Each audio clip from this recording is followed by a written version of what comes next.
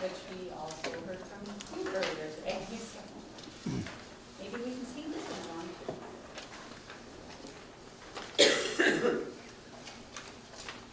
Well, we can probably just go right into discussion. All right, so board members have questions. You don't have any papers to pass out, so we have to go back to our other meeting to find the documents. I'm on the work session. I have a couple questions to start the conversation. Okay. The easier of the two is the racially identified schools. That's, I know it's like a 20% difference. I believe that's what, is that something that's going to be re-identified every year and adjusted every year for the lottery? Yeah, the state looks at that every year, so that's. Okay. The second question is, and thinking and almost is our marketing efforts.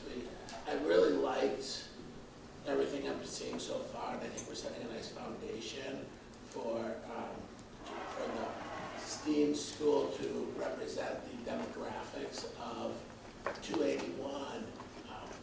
But it only, I think, it's only going to really be effective if we continue with reaching out to certain communities, let them know it's there, encourage them to apply, and specifically from the Meadow Lake, Northport areas, what plans and who's going to be monitoring, overseeing that piece of it. Well, we had, part of our discussion, our meeting today, STEAM and Design Committee was about that. So some ideas were out there. We haven't said with certainty what we're doing yet. But I agree with you wholeheartedly. It's one thing to develop a policy that encourages obtaining the demographic makeup that you have in your district, but if you don't also supplement that with communication so that all families are well informed, rather than just those who maybe are more connected or know how the system works or whatever, you're going to get minimal results. You need to have both. And I think one of the things we've also said is with the sibling preference in there, the way we've seen it play out in RSI, is that becomes very important to do this right, communication efforts the first year. Because if we can get demographics that look like the district's demographics, sibling preference will help that continue. If we don't in the first year, they work against it. Right, and being involved with RSI, that piece for a number of years, it's been an uphill where this should be just a steady flow. I mean, I have a feeling we'll get a lot of student applicants for Meadow Lake for some odd reason. But I want to reach out to that entire. Well, one thing is it is one of the two Right. schools, so we do have greater chances if you're from that school. And Kim could share. Can I talk? I'll try this. I'll put it on. I'd love to hear your. Well, I had several ideas.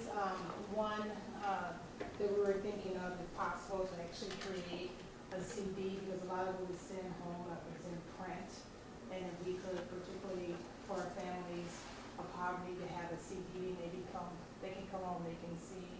We're thinking today to see if it's possible on Channel 12 to have a clip that's ran, for five-minute clip that's ran off and on during the day that they can see. One of the big things I thought about doing as well is actually having the families come to Olsen, because they don't know what that is. It's just kind of a fairy tale place right now. Some don't even know what Golden Valley is at. So is it possible to have buses pick up at maybe apartment complexes and bring them over to Olsen and let them see where Olsen is at?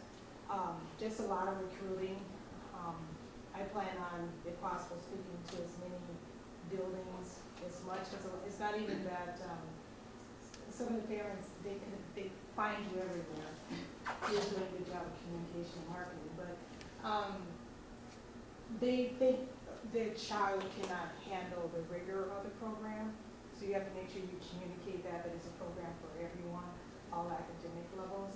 So I think the more that you're out there, the more then people understand, whether it's kindergarten registration, or another thing was brought up today, going to buildings, other family nights they may be having, a reading night, math night, science night, movie night there, to present, the questions and give them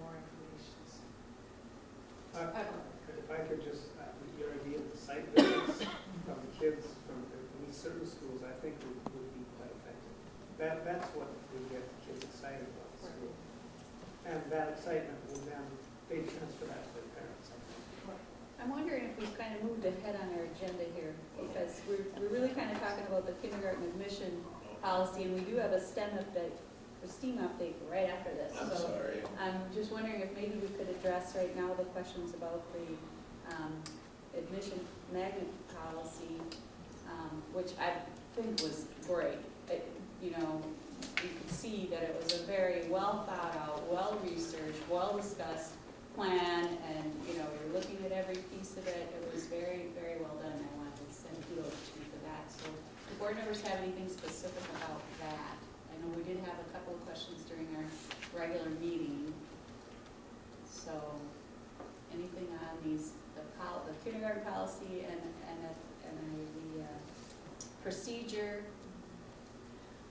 I don't mean to, we want to hear from you. No, I'm fine. I just want to make sure we're on track. So I guess just a couple clarification things. The, priority within the category means that I'll move up to the front of the category for selected. I think that the thing about teachers, kids, and not taking any other seats, that would be above and beyond the mid-range, so you'd still be within the class size range, but it wouldn't effectively increase the class size unless you have a whole lot of kids for teachers and say that. Well, I know we got hands up, so. I really appreciate that. We've been talking about this, the enrollment policy. We talked about, we had a couple of sessions at the board meeting. We knew it was going to change somewhat. And so there's been a lot of discussion. And throughout some of those discussions, I know some of my questions have been asked and answered. And some of those kind of had to do with how does this impact neighborhood schools? Certainly the question about how do we get to having a good, robust recruitment policy. I think your recognition, the comments about how important it's going to be that first year in for kindergarten, making sure that we have that push because of the civil preferences of other things. And when I looked at these policies and how they work in tandem, the kindergarten policy, as in addition to having a specific magnet school admittance for both magnet schools, so that we have some parity there. I guess I just echo Director Van Heel. Many questions have been asked and answered, and so I just appreciate the care that you've taken in doing in kind of addressing these questions, and the care with the percentages. We're looking at all across the district to make sure that people understand that even though we're talking about open enrollment, it's not. I mean, it's been carefully looked at to make sure that it kind of just mirrors what happens across the district with regard to open enrollment, so that people begin even understand what that means, because we have it already. So it's not a new thing, but it's how you factor that into the program. And I think you've done really a good job of going through step by step and looking at the various categories of how kids get into the program. And I think it's going to benefit our SI too. So I think it's just a really good job. And so, it's gone up, and I only have a bunch of questions, but I've asked them along the way, and I think you've answered the ones I have. And I think all of us are ready to help out in any way we can. I know I am. However I can help in any way. I just had a question about the positions and priorities, about reserving seats for certain groups of students. And I was just wondering how that's going to be implemented. There are seats to be reserved for resident students, ones who live within a school walk distance, ones for school during capacity, and so forth, and non-residents. How do you determine how many seats to reserve for each of those categories? And is one category selected first over the other, or are they all kind of balanced together? How does that work? If you look at the section, like Section A, resident students, then you see the subcategories under residents. Right. So you define the number of seats that you're targeting for your resident students, which will be 89%, at least in year one, will be 89% of all the seats available, which matches our district profile. And then within that, basically you're going to take, of that 89%, you're going to take a percentage, which happens to be the percentage of students that walk to school, resident students that walk to their neighborhood elementary school, which is 11%. So 11% of the 89% become what our target is for walkers. Each of these categories, we won't exceed that number for that category. We'll stop if we hit the target. We're done with that category. If we don't fill that category, that will be filled in an at-large pool later on in the resident category. So that's how that's done. There's a metric that's identified in the policy. That's a calculation, and we put it in there and worded it like it is, so it becomes somewhat timeless. That is calculated every year to try to match the changing profile of the school district. So these different categories probably would be well under the total amount. I mean, Oh, yes. the 11% plus 20% plus whatever percent Right. is nowhere near 100% No. of the 89%. Correct. Correct. Okay, so there will be some general lottery Absolutely. selections. Absolutely. Okay. And that 11% that we talked about being non-resident students, that's STEAM and RSI together, correct? Correct. So that if RSI is higher than that, then STEAM is lower, or the total would be, well, RSI has a larger group cohort of students, but, We are targeting 11% per grade level, so the percentage reflects the fact that RSI has a larger, they have 6 sections of kindergarten in the lottery versus STEAM having 3 sections. So it is 11% in total for each school per grade level, is what the target will be. so about 200 kindergarten students among both schools. So that would mean 11% is 22 students. That's correct. 22. Basically one section total. Correct. Any other questions? That's one of the reasons I was so impressed, because when those questions came up and they had these answers, I was like, oh, darn. Darn. Okay, that takes care of 599. Any questions about, state magnet?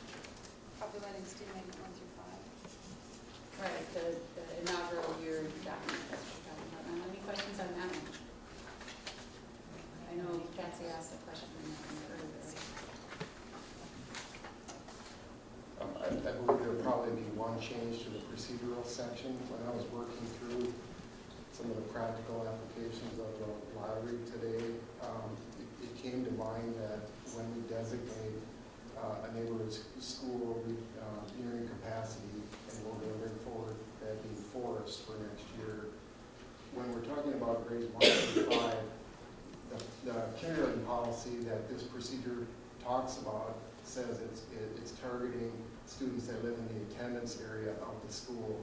Practically, in order to do what we say we want to do here, we're going to probably want that exception to say for grades 1 through 5, it would be students attending Forest Elementary School. Oh, not in the boundary. Right, otherwise it's going to skew those Right, results. okay. So that will be one change that we will see in Okay. the second reading. Because we have a lot of kids at Forest that aren't in the boundary, right? A Right. fair amount. Right. which In the will be- older grades. Right. Now, kindergarten, we would go to this Right. policy because we're expecting them to enter the school. So that would be a new number 3 or number 4. It would be in there. That would be something to anticipate, and we'll bring that to your attention at the next reading. Any other questions on this document? Okay, and then did anybody have any questions on policy 509? That is the one that we need to make the minor changes to the overall enrollment action section. That was pretty clear. Okay, is that, can we move on then? Or do you just have any questions answered? Yay! We made up time.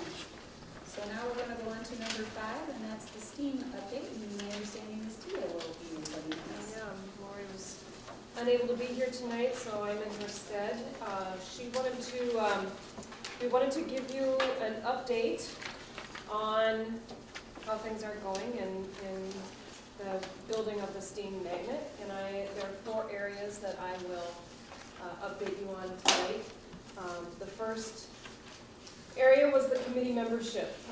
The committee has been meeting for a little over a month now, and it has, the members of that committee have, of course, been Dr. Sokoli and Lori Simon, along with Executive Director Wakowiak, Jane Prestobach, who is the Media Instructional Technology Program Director. Peter Eckhoff has been on the committee. Stephanie Skelly, Math and Science Teaching and Learning Specialist. Myself, Chris Gibbs has joined us from time to time, who's a community member. And then today we were joined by our newest member, who is the principal. So that made up the committee membership. The program design, we've had a lot of discussion on this. This has been a large part of our time, clearly. And we're looking at an integrated curricular approach across science, technology, engineering, arts, and mathematics, with an emphasis on engineering and media arts in every grade. Any school is required to have 3 of the 5 arts focus, those 5 being media arts, visual arts, performing arts, music, and dance.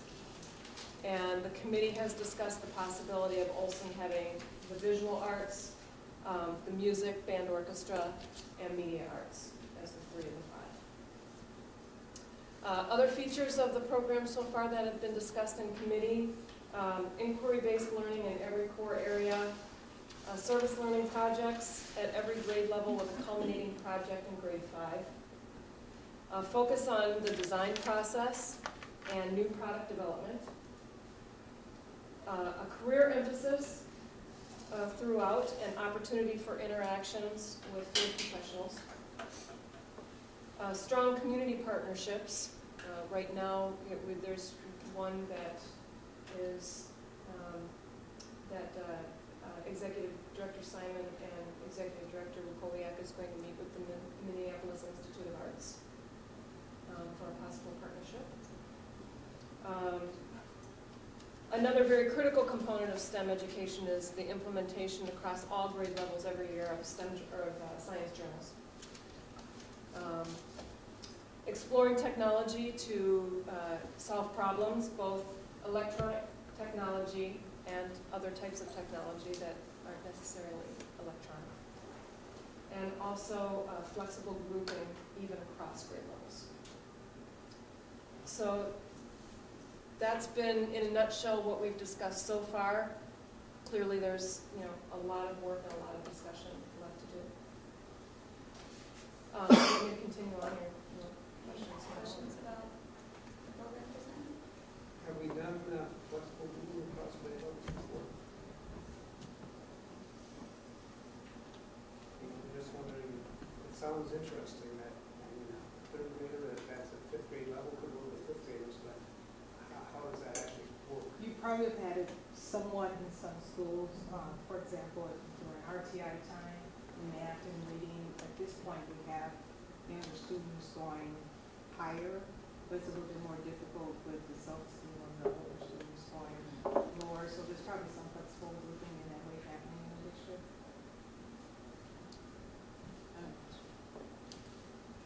With regard to partnerships, because we already have an existing partnership in the email, and they have Arts Magnet School, right down the road.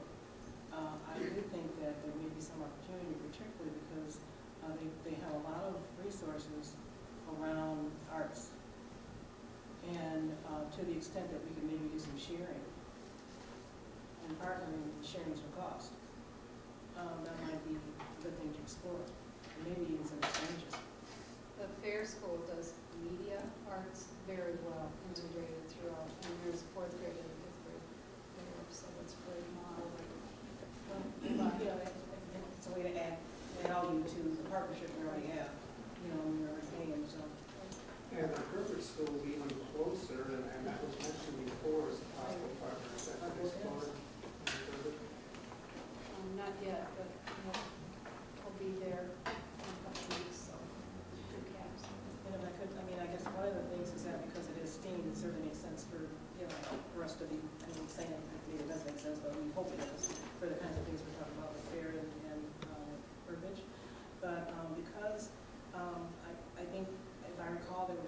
there are some concerns that were raised about not diluting the program from the engineering aspect of it. And so, could you just maybe speak to that balance? Well, the Because, media I mean, it arts, seems important to kind of do some of these other things, but I don't want, they're not at the expense of, yeah. you The know. committee took some time in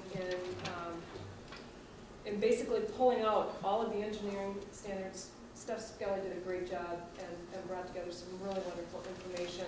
The engineering standards and all the various art standards, and we spent some time taking a look at those engineering standards and how they aligned, which is why, you know, we actually settled on a media arts focus, because the two aligned so well together.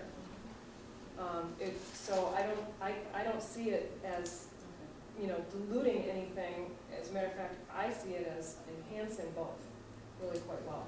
Actually, there was some studies that some reasons people die. How many people have told us to work at an engineering level professionally or with a high school? They say it's one thing to use the design cycle and create a new product, but a really important aspect of that is communicating your findings. And so what media arts does is it helps students communicate in a variety of ways their work, their findings, and so to start that from kindergarten all the way through grade 5 gives these students maybe even an edge in communication through a variety of options. And that ties into a lot of standards, including language arts standards as well. So, To which standard? language arts. Language arts, Common Core. It will allow us to have a site where we can incubate media arts as an elementary standard and to see, you know, how that really works in the curriculum. Will this be using the same math curriculum as all the other schools? Yes. On a more accelerated basis possibly, or teaching right at the student's level, or trying to push them harder, or what? You know, I would be careful about pushing them harder in math than the others because we'll push everybody hard in math. What we'll do though is when we decide on the math adoption, it's adopted district-wide. We would want a different math series for one school out of 10. I think where you might see some differences is just the integration of the curriculum across curricular areas. So maybe more hands-on application of math as it doing some interdisciplinary projects. So perhaps a greater extent than we may find in some of those fractals and media arts. Yes. Any other questions about this? As far as the arts, currently, the other elementary schools, I'm not even sure about RSI, but I think they're in the same loop of having the hands-on arts one day a week, 3rd grade through 5th grade. But this would be on a separate, this wouldn't be on that same, or would they be on kind of the same cycle as far as the hands-on traditional art classes? Well, they could be, but this gives us an opportunity to even think about artists in creative ways to use visual arts in connection with media arts and redesign that program a little bit for the school because the intention of the school is to really work on integration. So once again, it gives us a great opportunity to combine the two. We actually had a very stimulating discussion at today's meeting, and we're going to explore possibilities further at the next meeting. So not all this has been fleshed out yet, but it was about the very thing that I think you're asking. One more question, I was going to ask one, but we can talk about it. Maybe the last one tonight. You talked about engineering. I'm wondering about basic sciences, physics, chemistry, those types of things. Is there going to be an emphasis on those as well as the engineering and design type of thing? Yes, because of the Minnesota standards, there are science standards in place for grades 1 through 5 that cross biology, earth, space, physical science, everything that provides the building blocks that you need for more specialized study in science at middle school and high school. So that's there. And across all schools, elementary schools,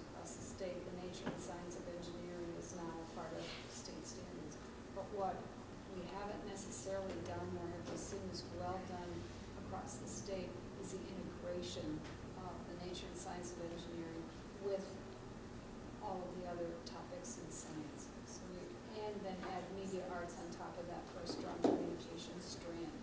I'm really confident that Kim, with her background in PYP, which integrates, probably has the best model of integration we've ever seen, she knows technically how to do that. So it's a good site and a good principle to pull all that together. And then a definite hands-on focus, and then a little more time devoted to hands-on new product development using the design cycle, really explicitly pulling that out. What we don't, we'll learn much from what they can do at the Olson STEAM schools so that we can replicate that across the district. But it's pulling out, the whole idea of the design process and where you find engineering across the content areas. You'll find engineering in the physical sciences and in the life sciences, but you'll also find engineering in music, and you'll find engineering in writing, and so it's that design process and that nature and science of engineering that you'll find all across the curricular areas that'll be emphasized. Is this an opportunity for hiring new staff, and as well as some of the staff in the existing buildings, I would imagine, might be interested in going? So would that be a combination? And is that you? I'll look for our principal, but Yeah, yes. both of you. Yes. Yes. Most definitely, there's a lot of interest from teachers in different buildings, all the way up through middle school. So it's a fascinating, great spot to be in. Are there, do you have to do one or the other? Do you have the freedom to do a combination, or do? A combination of Existing external staff as well as new staff, I guess I'm not sure. We are actually working on that whole process as we speak, and to figure out the postings and where we can get that going, because we do want to get our staff in place as soon as possible. So we're having discussions about some variables such as staffing timelines and how quickly you can get some things done or move some things up, such as state requirements for licensure in given areas, such as contractual obligations, if we have to honor all those things. So those all play into those. Is there a specific contract outside of the elementary to licensure requirements outside of the elementary license to teach at Steve or STEM school? No, but they do have their same sort of specialist licenses, for instance, or, depending on what you do with technology, a given position might define what licensure is the appropriate one. A follow-up question to my original question. So then the specific, there's some of these, this type of a school, the engineering and the arts is going to require a certain amount of expertise. So I'm assuming that that's part of the criteria when you're doing your selecting and screening process. It's just an assumption. Yes, it'll be part of the criteria, but we also don't want to eliminate someone out if there's just a passion for learning. We don't want to eliminate someone out just because they don't fully have the whole STEM background, so we will be looking at as well. But part of our job of professional development is to provide those teachers with their training as well. Okay, so that really allows you to do both. So Exactly. you try to get the specialists where you can, and then actually bring some staff on who have passion. We want to be very clear, explicit about what the expectations are for professional development, hopefully before we post the position, so people know going in, and we've had a number of discussions about that, and that's subcommittee and the enrollment committee also had discussions about that. So a certain amount of expertise is a consideration, but getting the expertise in the future is probably more important. And ongoing. Yeah, and continue, it's not a one-shot deal, Well, that's what I basically wanted to ask about, was professional development. I would think that the teachers should be fairly familiar and very comfortable with the content area of the courses, but how to teach this and how to integrate it, and all that will require a training effort also. And I think that's where you may need to put the majority of the training. I would hope you don't have to put it into them learning the content of the curriculum. So, I was just wondering where you were planning to emphasize and that how it affect how you recruit too. One thing we have in our favor is so many teachers now in 5 elementary schools in grades 3, 4, and 5 have gone through this whole year of, if you ask a 3rd grade teacher, now I want you to teach engineering, here are all the state standards in engineering, and they say, what? I don't even know what engineers do. I don't know an engineer. You want me to teach engineering, which is why we're going through a whole year of learning about, what does engineering look like in kindergarten, in 2nd grade, in 4th grade. The nature and science of engineering is what they're learning. So there are some teachers who didn't know they had an interest in engineering. Now all of a sudden through that year-long training, they're discovering a wonderful new topical area for which they have a lot of passion. So we will have a cadre of teachers from these 5 buildings who have had that training and will just know a little bit more about what they're getting into. And then we go from there. We're also looking into trying to have some collaboration with St. Kate's. With They what? have St. Catherine's, they have a STEM certificate program. Yeah, we're fortunate to be in this metropolitan area because there are numerous professional development opportunities in STEM, and there are some colleges that have STEM certificates, there are some other organizations that provide training. So which ones we require, we're still fleshing out. We had a great conversation about that in today's meeting. Will there be some consideration to make sure, I know 3 schools that I visited, Meadow Lake, Northport, Noble, have a couple really strong STEM teachers there. Some consideration that these schools don't lose the programs that they have going by the entire staff that's focused on. Are you asking am I taking most of my Meadow Lake staff? No, not just, but like I think of like Or are you rating Northport has 2 people there that run that lab. And, Sure. and that it just won't affect the other, the other schools that have stuff in progress. My response to that would be, we don't want to decimate any schools. Exactly. However, we also can't disqualify people from opportunities if they're interested in applying, and the principal, along with the interview team, decide that's the best candidate. We can't say, geez, that's too many people from Noble, you can't go over there. So I understand the concern. Seriously, why can't you say that? You can't take 5 teachers from the school. Couldn't you? Wouldn't you We almost don't in have a anything to sense? support us saying no to staff that want to apply for open positions. It seems to me that would be discriminatory. Yeah, we have to see that. If they were truly the best candidates. But if they were equal candidates. I mean, just like as we set our parameters for the school with our students, we're saying, okay, we're gonna take more from this school because we are overpopulated. No, I think then I need to share my own values then. My value would not be to come and take away and harm another school. And particularly Middle Lake's my heart. I wouldn't do that no matter who it is, but some staff will leave.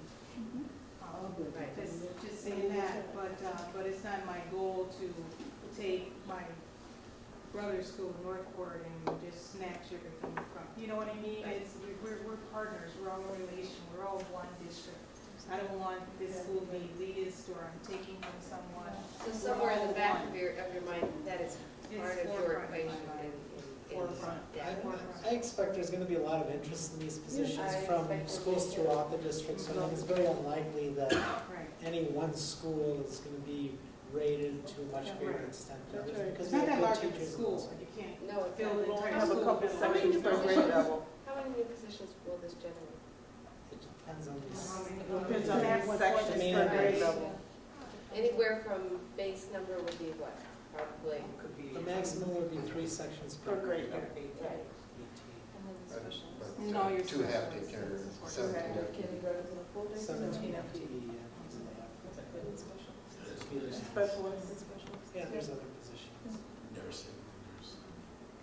So regardless, there's gonna be 18 new slots somewhere in the district.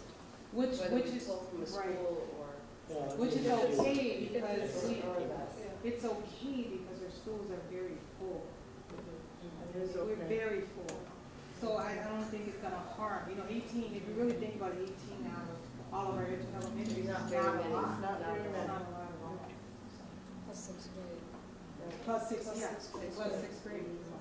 Can we move on to the next point? Or is there any more questions about the program design?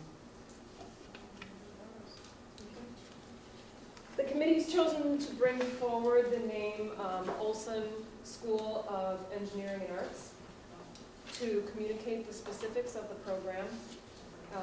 We believe that spelling out both engineering and arts gives parents and Say families that again.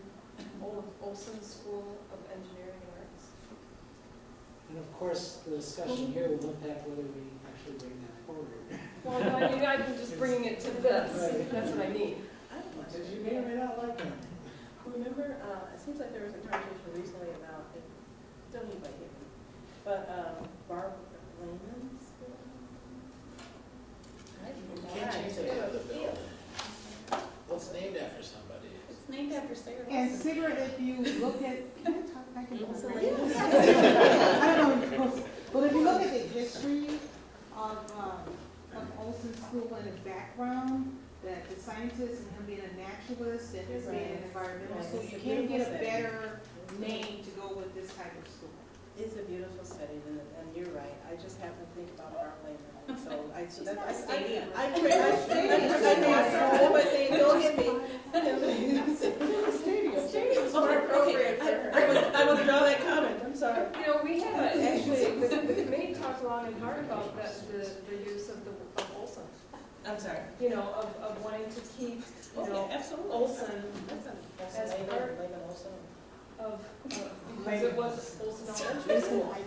I like the idea of keeping the Olson name with it, I'm just not sure I like the idea of dropping science, technology, and math out of the title. And we've had that conversation as well, you know, and I'll just, if I can just share my own personal thoughts on overused terms, I think that STEM could turn into one. And so, although it has an acronym, the acronym, you know, what does that acronym mean? There are a lot of schools out there that call themselves STEM schools and don't really walk the walk. And, you know, by spelling it out a little bit, you know, this is just food for thought, but by spelling it out a little bit, now, I mean, if you know, it's on the side of that wall, you know, we're really accountable. I like that idea. And it's done both ways by schools. Some have full acronym, STEM, and there are a whole lot of STEMs out there, and there's some. And some will use a name like this that really will emphasize, you know, in this case, the E being focus area with the S, T, and M incorporated into what you do with the E. It's not like we're ignoring that.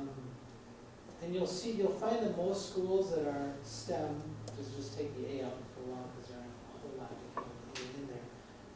If you really look at them and you go visit them and talk with people, they're usually focused on one area within that four-letter acronym. And the others sort of revolve around. So what's the name? Olson School of Engineering and Arts. And say it 3 times, though. What's kind of interesting sometimes is when, you know, when you talk with people about STEM schools, one of their first questions will be saying, well, don't you teach math and science anyway? How is it different? How's it different? Don't you teach math and science anyway? Your buildings have no technology? You know, so by gleaning those specific focus out, I don't know of an elementary school that doesn't teach math and science. You know, I don't know of any. But this separates it, you know, because sometimes as well, somebody will say, oh, it's a STEM school, do you guys teach reading? It will be a strange school. Yeah. What? A stream. Science, technology, reading, engineering, arts, You mathematics. gotta ask it and be social studies. So the name could be, could we add elementary, could we add Olson Elementary School? Olson Elementary School. Engineering arts. Olson Elementary School? Certainly could, but it's a because Wilson School of Engineering and Arts, if I looked at that as a parent and didn't know it was the elementary school, I think, oh, that must be a school for older kids because you don't teach engineering. And That's why we little want kids. that. That's why we want it. That's what we wanted. Oh, you do? Yes. So you don't want them to know, that's not what you're saying. We want them to think it's this strong school, this teaching is engineering arts for young kids. Just like when IB came in primary, it was a big deal. When engineering is coming in the primary, So you like to get into elementary then? well, they don't have primary. She doesn't Primary read. years program, you want to, that's what, yeah, that's why. Maybe You don't need to put the elementary. You know, I'll just say, part of the conversation around engineering, when Tia mentioned earlier that there will be a career focus, and we were looking at the engineering standards and the science standards together for each grade level, it seemed to suggest that there would be a career focus embedded in there. Aerospace engineer, an electrical engineer, an agricultural engineer, and there are so many, 10 fingers isn't enough to name all of the various career aspects of engineers, and to help broaden people's perspective of what does an engineer do. And so for each grade level, we would be able to focus on a couple of specific engineering careers. And it worked out really well. It seemed kind of fun, and we all liked that idea. So we started to evolve toward the focus on engineering. And most all of the schools, you kind of advise when you start this, is of the 4 acronyms, pick one as your lead, and then the others integrate. It doesn't matter so much which one, most of them pick science, and the others integrate with science. So we'd be trying something unique by saying, let's pick the E and integrate it on that. Well, we also don't want families to think that their students, need to end up being engineers. Right. It's not the intent. So what are the next steps now? I know you have one more item, and that's the February 13th. Okay. Now, when you landed on engineering and arts, like you said, a lot of the schools say they're STEM and they don't always want to talk or they do the science. Was there, did you look at what else is out there and offer and stuff? And you feel that this is something that will appeal to all families in the district? I mean, it can be like. Yeah, I was on the committee for a year and a half, I'm all about it. I don't think that engineering, I truly do, I think that the more people are understanding it's different nowadays than it was when I was young and an engineer was, people are understanding the broader realm of engineering nowadays, I think, than ever before. And, we have K-12 engineering standards. I can't see those ever going away. I can only see them becoming even more developed as this goes. Does it mean that everybody has to have, everybody's going to be an engineer in their head? No, not necessarily, but when they begin to see where engineering is found, that it's found in a piece of music, it's found in an instrument, it's found in the novel, then, and, do we want kids to come to the school who want to be engineers? Yeah, I want kids to come to the school who never thought that they would ever possibly be considered as an engineer. I want everybody to understand the endless possibilities that the future holds. And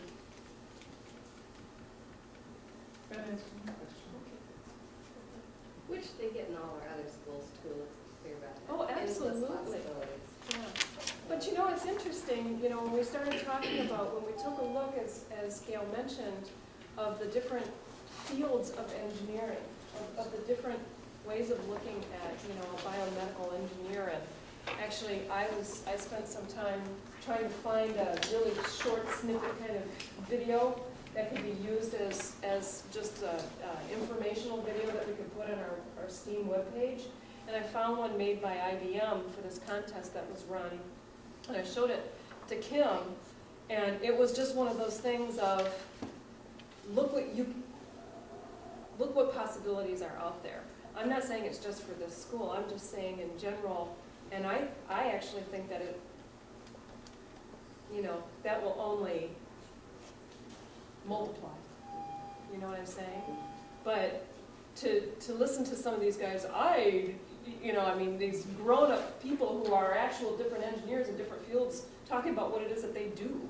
And it's like, oh yeah, that's an engineer too, I never thought about that. Oh yeah, that's an engineer too, I never thought about that. And, you know, just showing the people, just, they represented so many different cultures and so many different ideas, you know, for a minute video. It's pretty good. So, it's just bringing more attention to it. Okay, so I want to do a time check too. We're out our allotted time for this topic.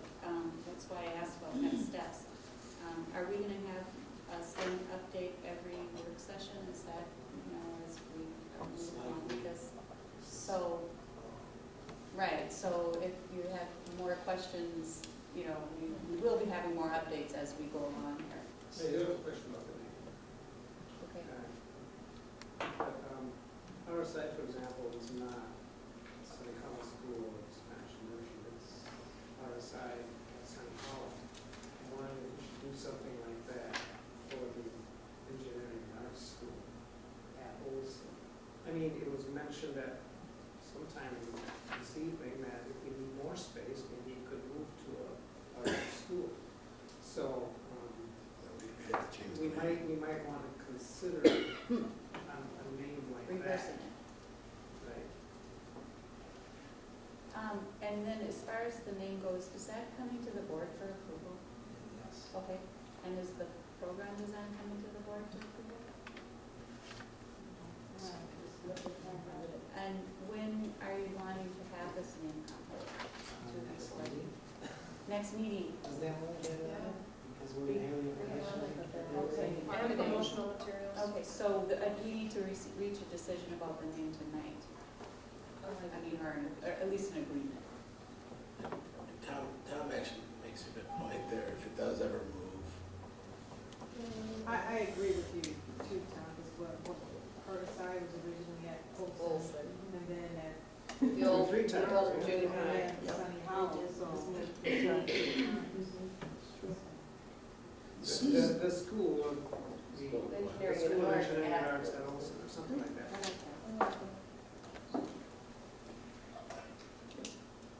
Or Robbinsdale School of Engineering and Arts. Ooh, yeah. Yeah, Why not? I agree with Judy on that one. Because it's in Golden Valley, it's in Golden Valley, it would be Let's go to- confusing, this is I Robbinsdale. suppose. It's Robbinsdale. I take it back. I just thought that it would be good, you know, people don't know if that's our Robbinsdale District School or maybe it belongs to Hopkins. We want to make sure they know. We'll have to have just our big R on the sign, so when people drive. Oh, they'll by, know. They know it's our school.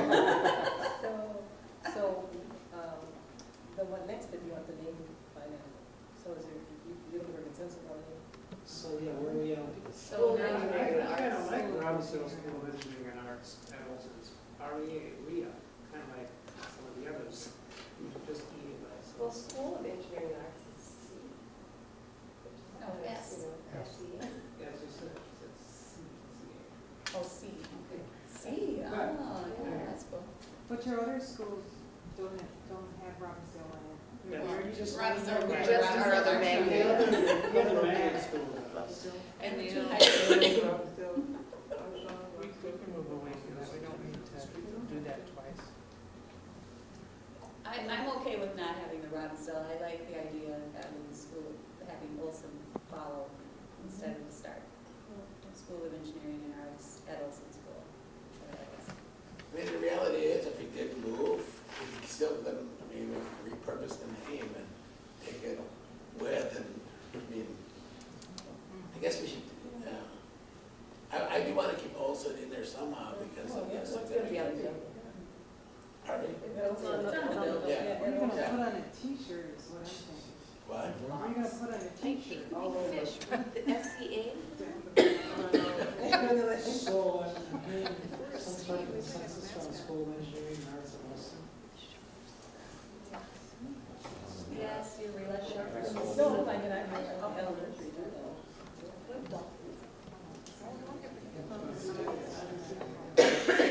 I like it, except, why do I say elementary?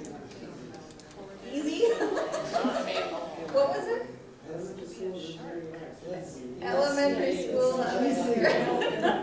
Easy. I like the first one. School of Engineering and Arts at Olson. But elementary. At Olson Elementary. And also elementary. With the elementary at the end, also. Right. Okay. Do you want, no one's worried about that name being too long? No, we're just gonna have it all all over. over. Olson anyway. That's true. We're just gonna say it's Olson, so it's Olson. Right. That's what they're gonna say, we'll still call it. We'll call it Olson. Before we move on, can we go back, I mean, can we touch on what the marketing the school will, or? Well, that is actually the next thing, February 13th, the STEM Family Information Night, so I guess that's part of the marketing. Do you want to address a little more of the marketing? Or how we're gonna get people to the STEM education night? So by the Oh, way, they already know about it. that evening, Who knows about it? Parents Information Night will be at the Wilson Building. Okay. I mean, I wanna make, I mean, and I think if you look at the demographics of kindergarten at RSI, which is, out of the committee that, Kim and Tom and I sat on, I think, marketing was done. And I just wanna make sure that continues, so everybody can, so it matches our demographics, and we have the mold set from year one, so year two, it just maintains. I'd like to hear about the CD that you said. And by the way, I'm just publicly want to announce I'm thrilled you're the principal Oh, thank there. you. I don't, if it's, I know it's not just up to me though, but I mean, one of the reasons why I wanted the job is to make sure we did get a diverse population. And I just think we need to get out there, and I need to walk and talk and get out there, and I just keep thinking from our parents, how can you connect with the parents?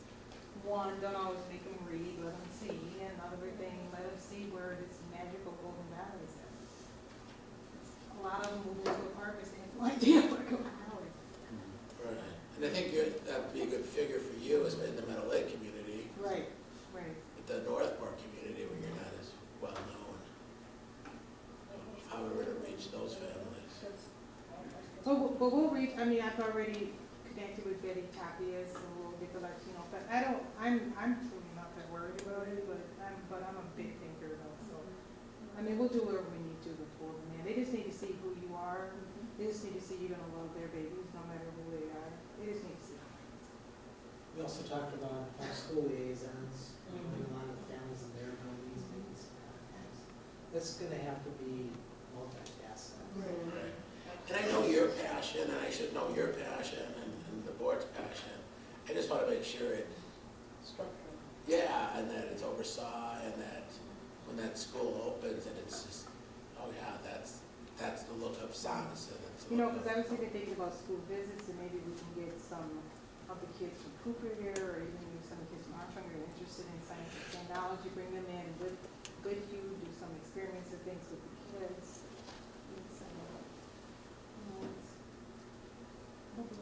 You were good, so much. Yes. Was there any more information you could tell us about February 13th? It'll be at Olson, Okay. at 6 o'clock, and, we've figured out where we're going to actually hold the meeting. We're going to have some classrooms open. 2 will be ready to go so that parents can see what the classroom will look like. Not right now, when it's still, when there's work to be done, but we'll have 2 classrooms, more finished. We talked with the Science Museum that we can go and borrow some materials from the Science House if we need to for that, as we're still, getting materials for the rooms. I just contacted the Works this afternoon, waiting to hear back about the possibility of them coming out to the parent night to do some activities with the kids while parents are listening to more of the nuts and bolts of the program, and get them interested in some fun little hands-on activities, and the possibility of some Cooper Care students to come over and work with parents and help guide them where to be, and work with help with the kids and that kind of stuff. The information has already gone out. The Star Tribune got the wrong date, but they did the correction. But you know, I look at that as a little bit of a blessing in disguise, and the fact that they've actually called the district then to make sure when the date of the information they so they're actually talking with people from the district right now, which is fine. You know, there's been a tremendous amount of phone calls on this matter. What kind of? About 28 today. Wow. Asking what? Parents, parents, you know. Yeah, interested families. Do you know, are all grade levels or?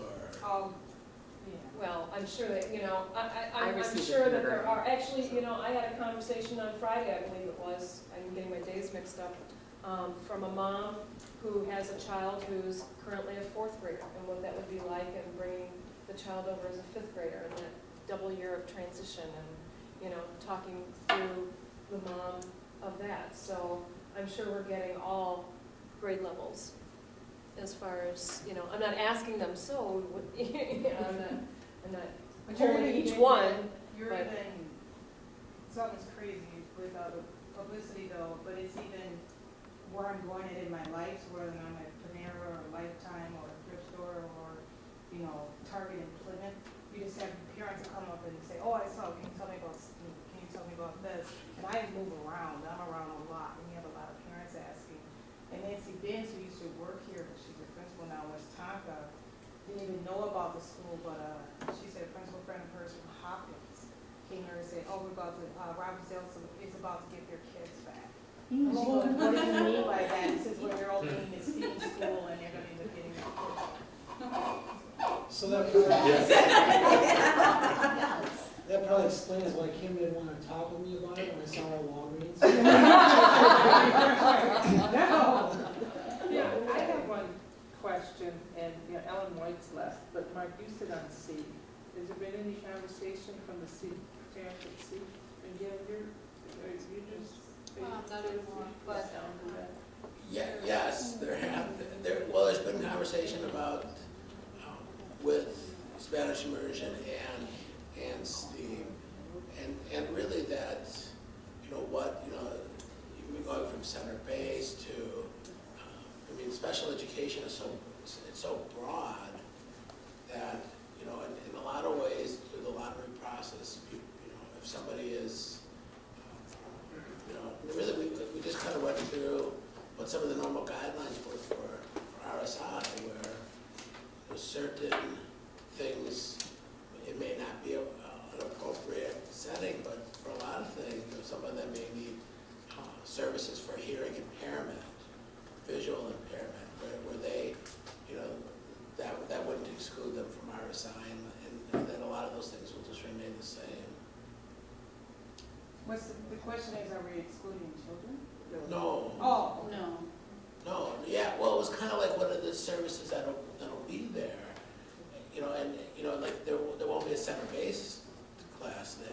Well, that's the only difference, there's not a center base in Right. a lot of schools, but this school should look the same as every other school. So it'll have your speech, your. Right, Yeah. and that's what we did essentially, is refer them to the RSI guidelines, which, you know, at that point, we didn't have guidelines, but to show them what the guidelines were for Spanish immersion, but really, other than center-based, you know, that the admissions were wide open. and that's right. Any student who needs special ed services would get it Right. at any magnet school. Yeah, it's not a Right, private school, it's just another Robbinsdale correct. school. When it was brought up at SEEK, it said there was no admission policy at that point that was formalized. So what we were able to do is, or I was able to do, is essentially refer to the Spanish immersion and how that is worked there, which is that no one is excluded. Besides being sued legally on that, I don't think that's enough. What? Besides being sued, but Yeah. not letting a handicapped child in, yeah. No, I just was asking him, you know, what was the conversation and from that Okay, we could do it. are we ready to move on from this? Remember, we will be getting updates all along, and reminding you that we are going to vote on the names at our next meeting. I think we landed on School of Engineering and Arts at Olson Elementary is where we have landed. Mark Bunch School of Good. I